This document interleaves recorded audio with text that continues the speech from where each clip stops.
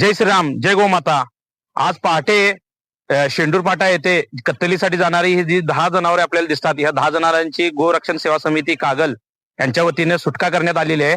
आणि ही जनावरे आपल्याला कागल पोलीस स्टेशन मधून श्री विरूपाक्षलिंग समाधी मठ गोशाळा इथे पाठवलेले आहेत ह्याचं पुढील संगोपनासाठी. तर परमपूज्य प्राणलिंग महास्वामीजींच्या मार्गदर्शनाला इथं 100वरून अधिक देशी खिल्लार जातीची गोमाता इथं सांभाळ होत आहे. त्यासोबत कत्तलीसाठी गेलेले आतापर्यंत 2000 पेक्षा जास्त गोमातेचं कत्तलीपासून मुक्तता केलेली आहे. तर आज ह्या गायींच्यासाठी चाऱ्याचा नितांत आवश्यकता आहे, म्हणजे चाऱ्याची मोठ्या प्रमाणात टंचाई जाणवत आहे.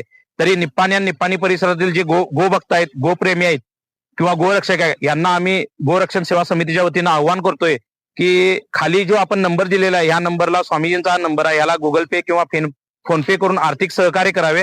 किंवा ज्या कार्यकर्त्यांचा किंवा ज्या गोभक्त आहेत त्यांचा ज्यांचा कोणाचा वाढदिवस असेल तर त्यांनी चारा विकत घेऊन सुद्धा इथं समाधी मठ मध्ये इथं आणून देऊ शकताय.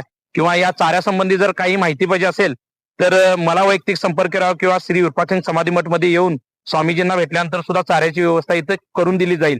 फक्त त्याच्यासाठी जो खर्च जो येणार आहे तो खर्च आपल्या यथाशक्ती आपल्या माध्यमातून आपण द्यावं, असं आम्ही निप्पाणी परिसरातील सर्व गोभक्त आणि गोप्रेमींना आव्हान करतोय.